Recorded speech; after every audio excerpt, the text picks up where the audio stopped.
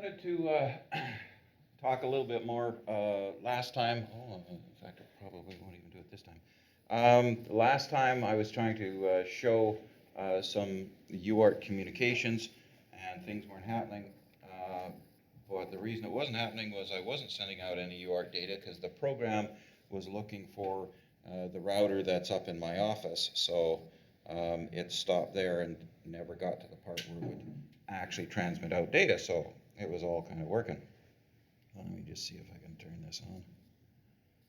See if we can connect up. Let's go there.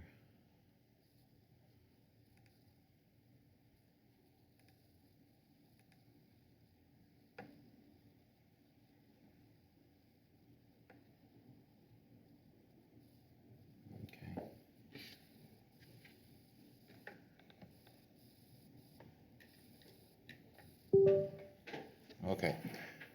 So hopefully we'll connect up and we'll send. So one of the things about PulseView, and before I go and try and send it out, so I said that you could configure your different channels, and so I said you could have them collect on all the channels. I recognized that I only had D0, D1, and a ground connected up, and so I shortened the amount of inputs that the software was looking at, so that gives you kind of more area to look at. It's able to also handle those channels faster. One of the other things I said was there's a protocol decoders, and for instance, next term we'll look at it with the IR decoding because it understands a bunch of different remote controls, RC5, NEC protocol, and you can just take one of the IR detectors in the Kuman kit, for instance, and just point your IR receiver to it and start seeing blasts of ones and zeros. And then it's kind of like when we're with the UART, it's like, I don't know if I'm actually transmitting anything, or why isn't this module responding back correctly? Well, if I can look at the data, I can see what's going on. And in fact, one of the things when I was connecting up the ARM board, because you're going to connect up the ARM board to this Wi-Fi modem, is I was receiving back an error signal, and I'm going, why is there an error signal, or why is it hanging up?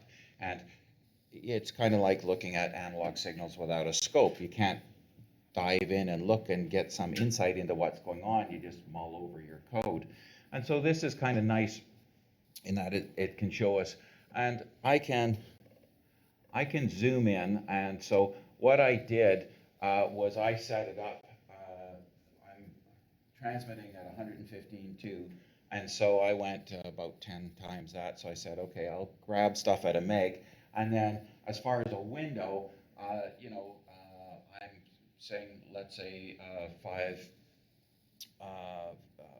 million seconds, or 10 million or so samples, and then so you'll get a window, and you can zoom in and say, okay, I know I got transmissions here, and so one of the nice things too is if you get this, you can save it. So just as I came in and opened up the computer, it rebooted, everything was gone. And so when I went to plug it in, everything was good. And when I plugged it in, the whole thing rebooted. But I have this saved. And so I wanted to just show you. So I scroll back and forth with my middle mouse. And then I know there's some transmissions happened here. I know there's some transmissions happened here. And this is D0 and D1, but then I put the UART decoder, and if I click on this, then I said, okay, I know there's transmit, receive, I'm not really sure which one was which, and I just assigned them to them, and then went and had a look at it. If you have SPI or I2C, you're going to want to know what's clock and data. Well, clock happens at a regular period, and the data is going to be more irregular in the way things are going. So you can kind of guess what it is, or look and see, for instance, in the data sheets, what is your clock signal, what's your data signal here, what's my transmit and what's my receive. Again, we had to have the baud rate, and the baud rate we're saying almost bits per second, but there's some other bits there that aren't part of the characters that are being sent, right? There's the start bit, 1 stop bit, 1.5, 2 stop bits. There could be parity and things like that in there. In this case, we said we're going to send a whole 8 bits. We have no parity, and that's pretty much the default of the way you're going to see most things, although sometimes you will see it 7 bits, even parity, and that kind of thing. As far as looking at this, I said bit order LSB first, and we transmit the LSB first. In fact, the UART has just a shift register, and it starts shifting bits out over the line. And then I said data format, and so I'm looking, I can say ASCII so that I can look at the characters that are being sent, but you could say I want to see it in hex or what have you. The default, I think, is to see it over in hex. But I can zoom in on these sections. Maybe I can zoom in these sections. Where'd it go? Of course, I've accidentally hit the wrong thing here. Let me open. What did I do? Oh, I scrolled down, thank you. There. But I'm still, there it is. So it's kind of a little tricky. You put the little cursor over it and then you zoom in with it. And then you should be able to see the different modes. So I know I got a transmission here, so I just want to zoom in on it and have a look at it. Let's go there.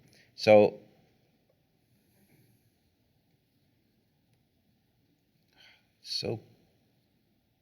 picky. Come on, where are you?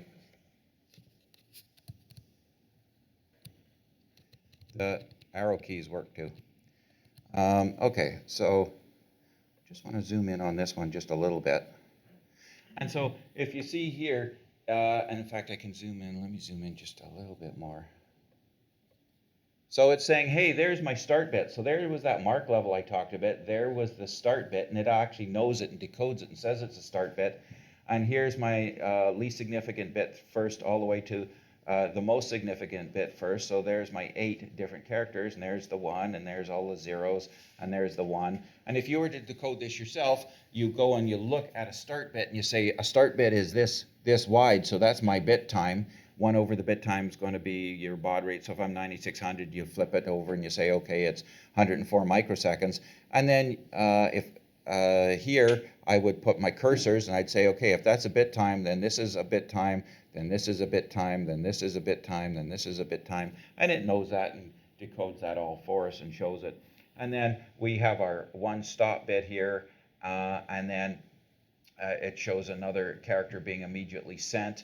Oftentimes if you're not sending in rapid succession, you will see a larger, it'll go stop bit and then into the mark level, into the non-transmission level. So this thing could look kind of large. And in fact, often if I've had you do something using the scopes, is to put a pause between things so you can clearly identify it. The computer can pick it up nicely. It's sometimes difficult for us to pick out where the start and stop is in all of this kind of thing. So, but I decoded and said I wanted to see ASCII, so instead of just seeing the hex values there, I'll see the ASCII. So I said AT plus RST, and then there is a 0D and 0A, so that's my /R/N, the carriage return line feed, and that's what the AT modem unit wants to see to go act on something. And then if we go and look down a little bit farther, scroll at some point in time, see all the microseconds going by. I might have to zoom in on this to go pick off the other one. Oh, here it is. And so this time it's showing me the receive bit. See, they're green, and it's kind of one of the little things on it. If you have a transmission and reception at the same amount of time, it will pull this down and show you the receive bits and the transmit bits all together. If there's only one thing happening, it just tucks it up and go. So it says receive bits on there. If we went over here, you know, that's saying transmit bits over on the left-hand side. So it does change the colors of them, but you're looking at the, you know, on the receive and transmit lines, it's saying, hey, it's coming from the receive. So it has a start bit, and it says basically AT plus RST, again, I've got my 0D0A, and then it responds back with a 0D0A. So in its response, it echoed what I sent, and then it's sending back another carriage return line feed, and then it's sending back, oh, in this case, it sent back an error. Okay, so when I was doing a reset, it said, I don't like something you did there. And so, oh, okay, there's some reason I've got something going on there. So I didn't know that, but by looking at this, I know the modem was talking, it responded back to me, didn't like something, might have been busy, something like that. So I want to go and zoom in, or zoom out, and have a look at the next transmission. So I'm going to go over here and I'm going to zoom in. Now, one of the things about this, I mean, it's a nice little logic analyzer, but the software's been around for a long, long time, and it supports a lot of things, but sometimes it doesn't, it's a little bit picky to install it. Either installs, it works great, there's no issue, or it's very frustrating trying to get it to respond. It does not like the USB ports on the front of the computers in the labs. The new computers we got just refuses to install a driver. If you go to the blue ports on the back, it installs a driver. It seems to be on the ones I tried. Will not do it, just keeps failing at installing the driver. So plug it into a blue port on the back. Sometimes I've seen people's laptops, they just go, nope, won't do it. Some it just works fine. So it's kind of a quirky one. And again, I think you did the Zadig installing the driver with Wayne on his board, did you? Right. And so you pick that Win USB one I showed you last day. Be very careful when you use the driver. It's really easy to go, oh, this wasn't working, you unplug, plug, and it switches to say, oh, I automatically detected your camera, or I automatically detected your trackpad. And if you reinstall a driver over it, you've just wiped out your, camera driver, your trackpad driver and things, and then you don't have one of those. So you have to be real careful with this. So I did an AT, so we'll go over here, and there we go there. And so I've got an AT OK, and then I send an AT plus CW mode equals 1, and so I just want it to be either a 1 or a 3 in your modes, and so I can either be just an access point, just a router, or a combination of both. And oftentimes CW mode 3 will give me an access, act like a router and act like an access point. One of the cool things you can do is you can set up a little web server in the chip, and if you have your IoT device come into a network that it doesn't have, it's at that point, it can say, well, I'll be my own access point, I'll be my own router, and so that you can log into it. And then the only thing on the web page essentially is saying, hey, do a CW lap, show me all the networks, and let me connect to one and put in the name and password.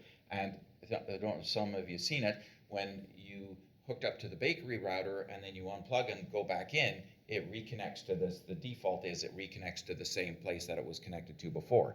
So you'll see a lot of IoT devices that go, hey, if I'm not connected to the network, then you can connect to it and then put in the network that you find and put in the password, and then from then on it'll go grab an address.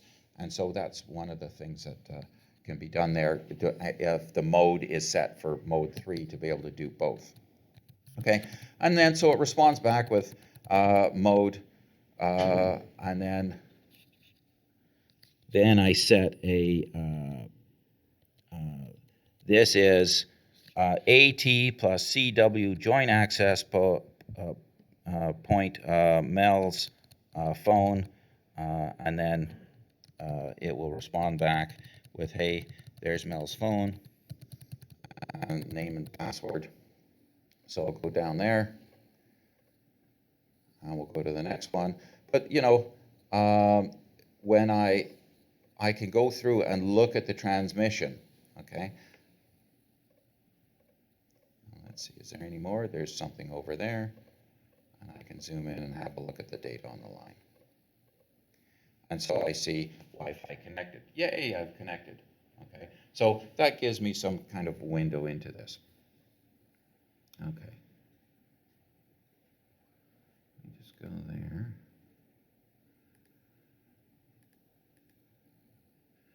Let's see.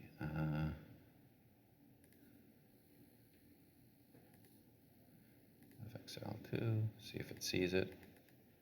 Of course, it's not going to see it with whatever.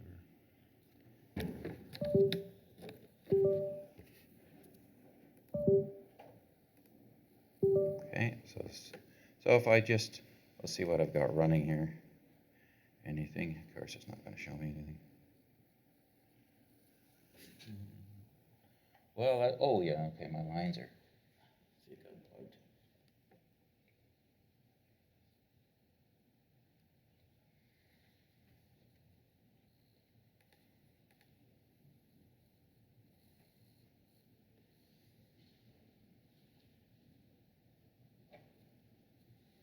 Yeah, it's going to refuse to do it when I'm doing a demo. Okay, so that's where you go on that. You have to make sure that it is that you've got your device.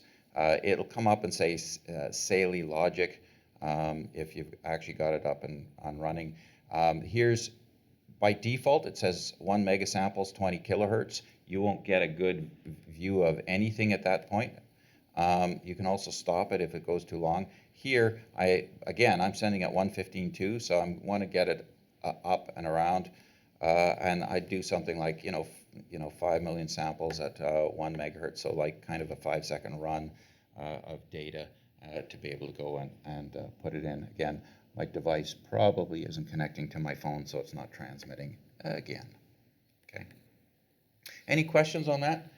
I'm expecting on the next lab that you guys do and we can go and say, you can go and save here. We'll save the whole transmission, then you can go and grab a screenshot. That's what I did. I saved one of the things that was working up in my office. On the next lab, one of the things I'm going to ask you to do is transmit again to your packet sender, but I want you to grab your name showing up on your logic analyzer. Okay, so kind of the stuff that we did there. So you have to make sure it's twiddling bits and making something happen, and you have to set your channels and all of that. Okay, so I'll leave it there.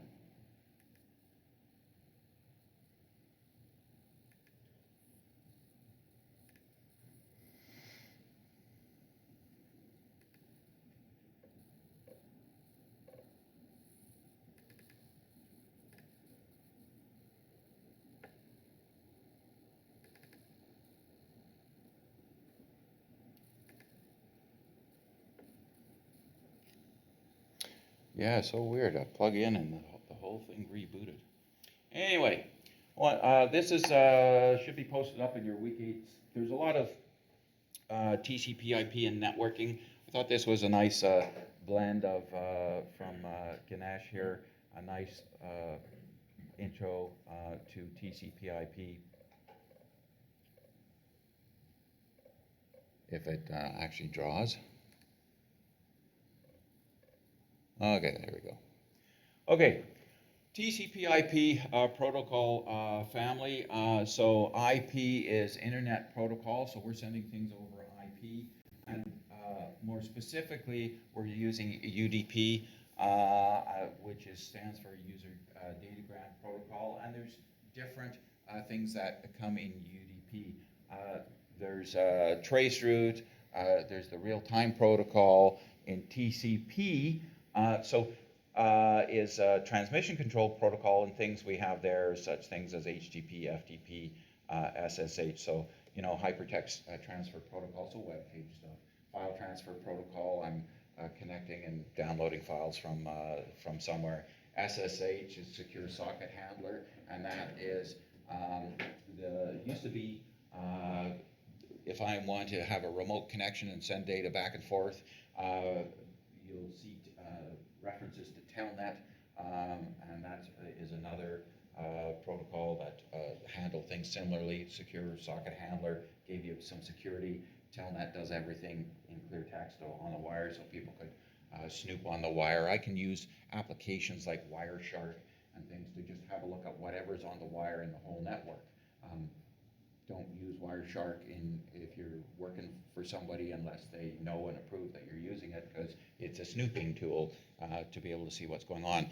Just like when we had the logic analyzer where we can see data going back and forth with Wireshark, I can look at different networking packets going back and forth. So if I was transmitting something and it wasn't working right, I get a window into that network, and I'm able to go and see kind of what's going wrong.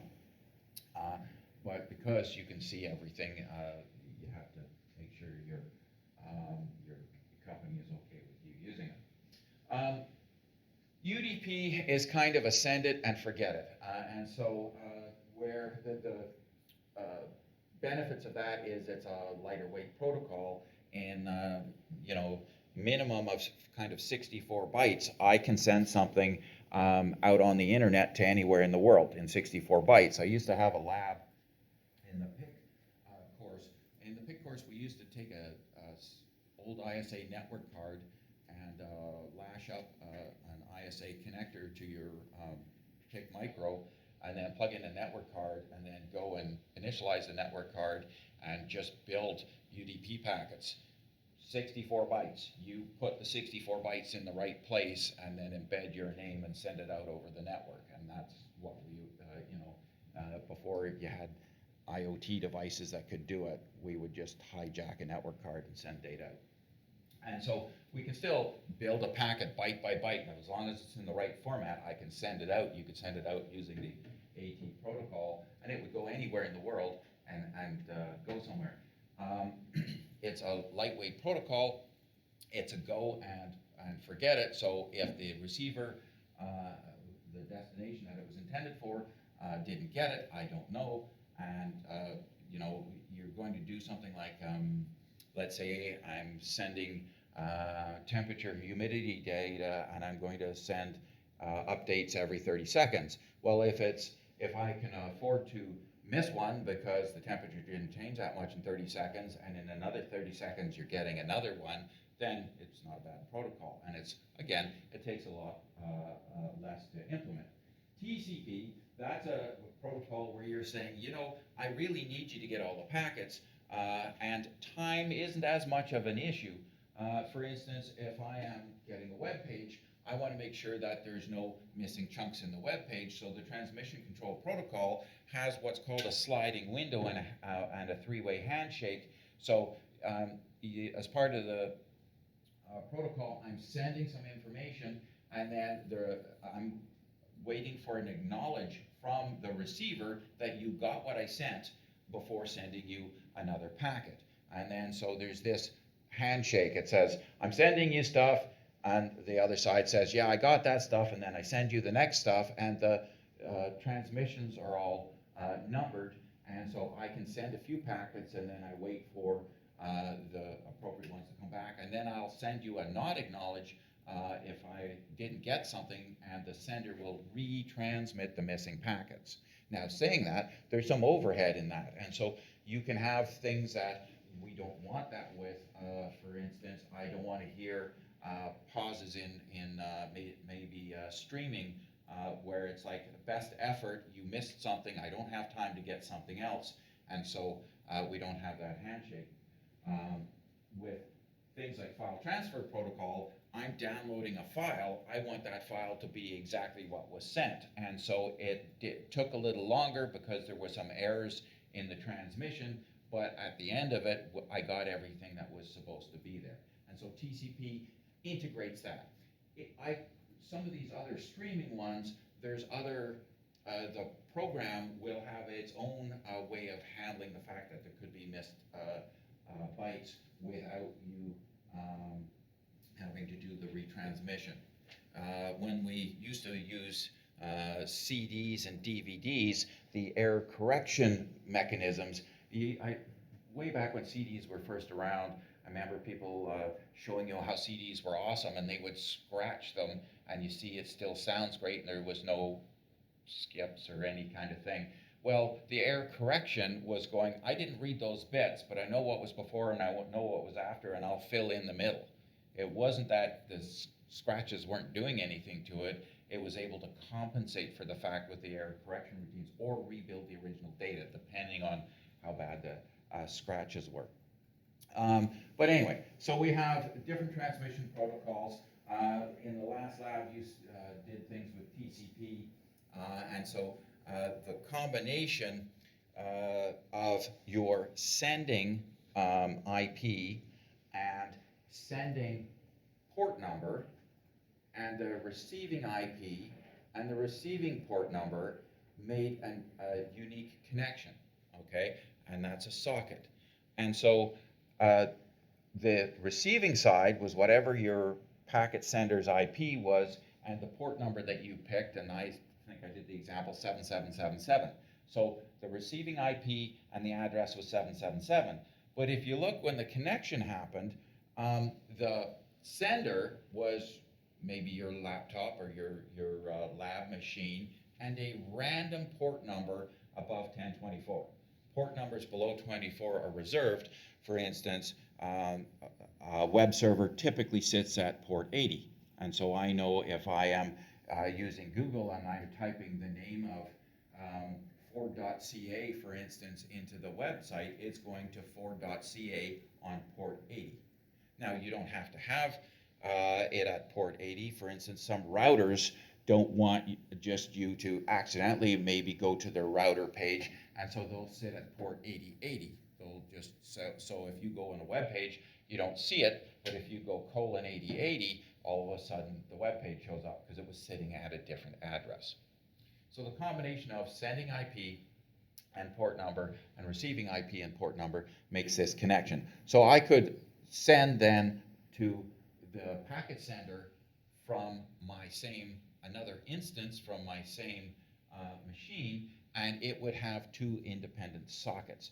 And so it wouldn't mix up the data. I could send things from one to the other.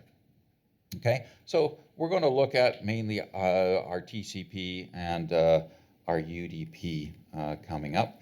We will be using things like FTP and SSH. You'll be using SSH a bunch when we go into the Linux operating system course next time. What is an internet? A set of interconnected networks. The internet is the most famous example. Yeah, it really took over before, many years ago, used to be, people would be, what's the name of them? You would have Cisco certified kind of network technicians, and you would, IP wasn't really around. IPX and things were the protocols around, and all the machines were hooked up with coax cable. And in order to set up a network, you would have to go to each machine and manually configure files for each network card and set up a unique address in each network card, and then hopefully your whole network is going. And a lot of retail stores and things would be like that. And the coax cable, the nice thing about the coax cable is, you know, let's say you all are nodes in the network. This machine is connected to that machine, and so it's a short network cable run there, and then that one's connected to this one, that's a short run. And so I just snake around this network cable and use it as a communications bus. And typically on the ends of the network cable, there's a 50 ohm terminating resistor and things. And so let's say you all are cash registers in a store. Well, what would happen is the network would go down.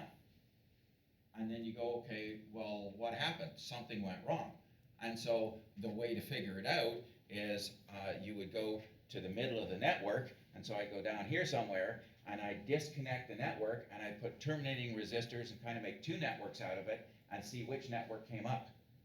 And then so you guys came up, so the problem's over here. And then so I'd put that back, and then I'd kind of split the network, and I'd connect it back together. So I had, 2/3 or 3/4 and then a quarter, and then see what network came up, and try and isolate the darn machine that was causing the whole network to go down. So, saying that, it's also probably, if it's in a store, cash registers underneath the counter somewhere, so you're under there crawling around trying to figure out what's going on. So one of the things from coax that they went to twisted pair, and they took all of those kind of connections and they put it in a hub. They put it in a central box. And so they put lights on the box as well to say what network connection is down. So the benefit is, something goes down, I can look at the hub and then see what light is off and go, it's that machine, and go have a look at that one connection. The downside of that was, instead of just hopping the wire from here to here, here to here, and not wasting a lot of wires, you went back to the box, you went back to the box, you went back to the box. So there's a lot more wiring, but the upkeep of it was a lot better. It was easy for me to just say, something's wrong with this one, take it off the network, we're all up and running. Now, that takes me to a hub. And so a hub is kind of, it physically looks like a star, but inside the hub inside the hub, we had all our different connections, and it's kind of like they're all connected to the same common bus. It's kind of like that coax, but it's just, I use more wire and put it in a central place. One of the problems with, and hubs were all the rage for a long time, and then as networks got bigger and traffic got more and more, just like being on a wire, if one person's talking, no one else can talk on that wire. That's the same thing with here. And then so what would happen is, with the protocol, is as it got busier and busier, there were more what are called collisions. And so the network performance, or the throughput, would go down. So what they did was they came up with a switch. Now what a switch does is kind of like what a hub does, but it has some smarts to it. And if this machine wants to talk to this machine, I'll just make a connection right now, and I'll let this machine, let's say, talk to that machine. So unless I'm needing directly to talk to the server, then, if all the machines want to directly talk to the server or whatever, then I'll have to wait. But if I'm just talking to other machines, it will make these connections, and I don't have it like it's on one common bus. I don't have to wait. So I improve the performance. Those used to be really costly. I don't think you'll even find a hub or anything anymore. Okay, so the internet, we had all sorts of other different protocols. The internet is the most famous one of connected networks, but we typically have been using Ethernet, and so we have the internet protocol with Ethernet, but there's ATM, asynchronous transfer mode, which was a full duplex IBM system. It's pretty well on the way out. Instead of Ethernet, there are other forms of, again, kind of an IBM one, token ring. And token ring was interesting, is we connect everything, it could be in a hub or a switch, but we connect everything together, and then I have a packet, kind of like a talking stick. And so with the packet, I can say, I have the talking stick, so I'm going to talk. And no one else can talk till they have the talking stick. And when I'm done, I pass it to the next person in the circle, and on and on and on. And if you have the talking stick, you can talk. If not, pass the packet along. And what would happen is sometimes the packet would get corrupted and wouldn't make it. And so there is a talking stick overseer, and if it doesn't see the talking stick in a certain amount of time, it generates a new talking stick and starts sending it around again. So that's token ring. Ethernet uses what's called CSMA-CD. CSMA-CD. And it stands for Carrier Sense Multiple Access with Collision Detection. That's what Ethernet uses. Okay. Wireless is Carrier Sense Multiple Access with Collision Avoidance. Okay. And so But what this means is carrier sense. We're all on this bus. We're all on this line. So before you talk, I need to listen to see if anybody else is talking. And so the first thing I do, I'm a node connected over here. We're all connected on a bus, and I'm over here, and I listen on the line. And no one's talking. So that's the carrier sense. Multiple access, we can all do the same thing. The collision detection, no one was talking, so I'm going to start talking. And so I'm saying I need to send something using my MAC address to another node. And then so I'll start transmitting. And when I'm transmitting, I'm listening. And if what I'm saying is not what I'm hearing, someone else is talking too. So then what I do is if what I'm saying is not what I'm hearing, then somebody else must have been talking, and so I do a back off, and I do a put a jamming kind of sequence on the line and to notify everybody that I recognize that there was a problem, and then for a random interval, I will wait, and then I'll listen again, and I'll say, is anybody talking? No. Then I'll start transmitting again. The other node that tried to transmit at the same time, it did the same thing. It implemented a kind of a jamming sequence. It went, yeah, there was somebody talking, and backs off for a random amount of time, then listens. You're both backing off for a random amount of time. If you're the one that had the shorter amount of time, no one's talking, that node starts talking. When I backed off after the collision, then I listen and, oh, somebody's talking, and everything goes. Now, on hubs or switches, you might see a little red light, you might see a little collision. If you get too much of that, then your throughput goes way down, okay? And so that's Ethernet as opposed to like a talking stick or something like that. We can also send things out, different modems, dial-up even, or maybe a satellite link or have you. And so what we're sending things on is Ethernet. We're twisted pair over Ethernet, and typically they go into, let's say, a switch. Now, a hub, which is basically gone because it could only just act like a wire, or a switch, operate at that kind of Ethernet sort of level. I can only talk in my local network, okay? And so we use things like MAC addresses, media access control addresses. You might hear it as a NIC address, a hardware address. It's usually burned into an E² on your network card, something like that.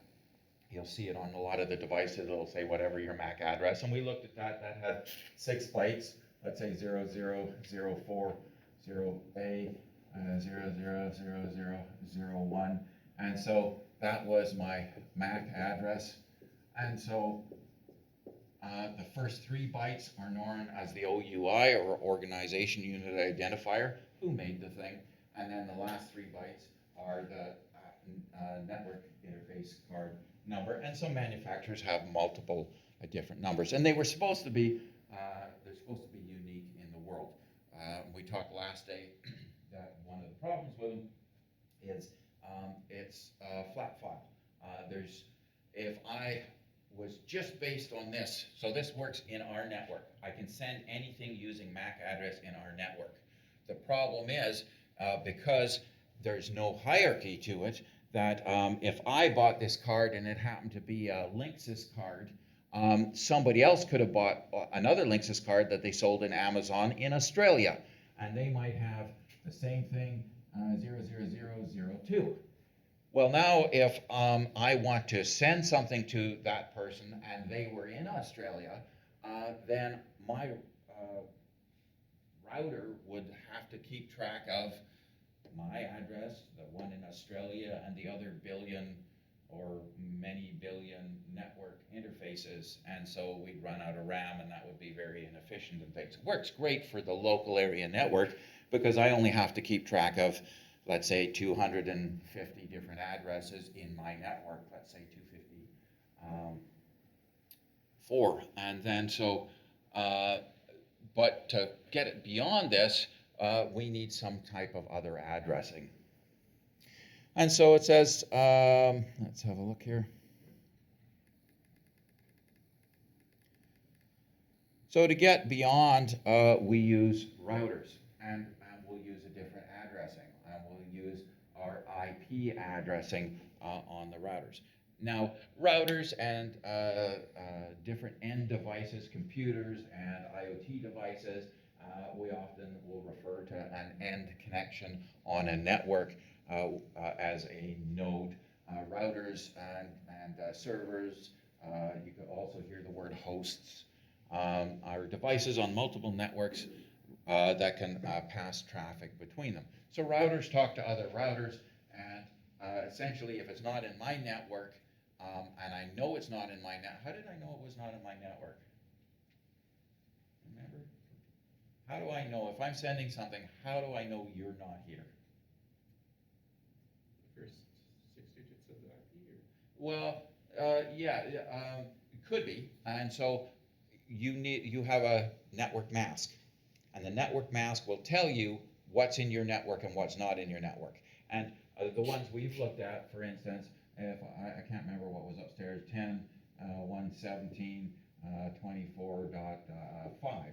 So if my network mask is 255, 255.0, then we and these, so 10 will drop out, 10.117.24.0.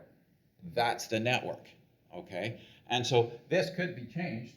So if the network is, 128, then, you have to add that and see what drops in. 24 is still going to be in that network. Or if I go 0, then my network address is now 10.117.0.0. This one was in old network speak was class B, class A, class B, class C. But we can carve it up even finer, and so maybe I don't want, like if I'm a class C, I have 256 possible numbers there, 0 to 255, but I said 0 was the network, 0 is the network number, and 255, all ones, is broadcast. When I, in your network, want to talk to everybody, I broadcast it out to everybody in the network.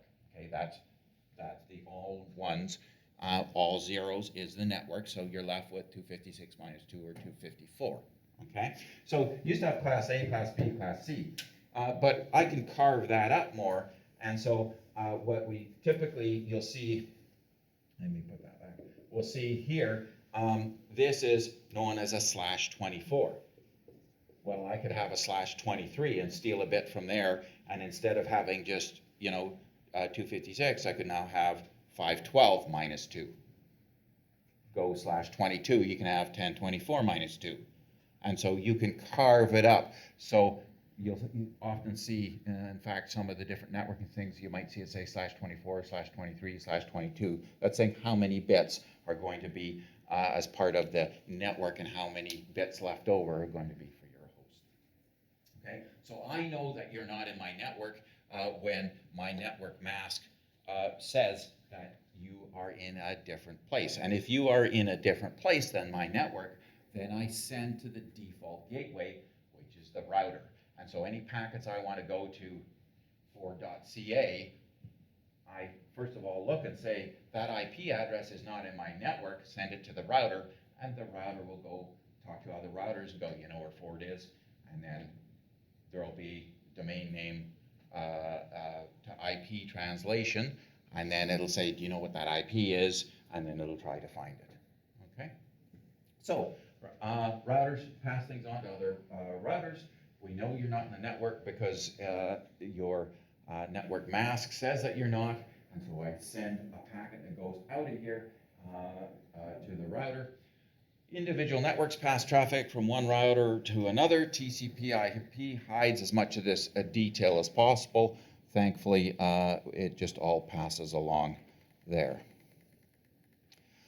We are going to start, before TCP/IP really took over, they had something known as the International Standards Organization, OSI network model. And the only reason to really kind of talk about it nowadays is sometimes you will see, for instance, a switch, and you might hear the name layer 2 switch or layer 3 switch or what have you, and it's talking about these layers. And the first layer is the physical layer or bits on the cable. And so I'm saying, am I fiber? Am I just doing light on, light off? Am I doing voltages? What am I dealing with on the cable? Layer 2 is the data link layer or the Ethernet layer, and that's the layer we talked about where we have our twisted pair going to the hub, and it's dealing with things at that layer. That's the media access control or MAC address. And so hubs and switches generally are at that layer, but there are some fancy, expensive Cisco gear that are layer 3 switches, which are almost like routers because they can deal with IP and forward stuff based on IP. Routers typically are at that layer. Okay, we'll continue on talking about this next day. We all, of course, have a test next Tuesday and Wednesday in the lab as well, right?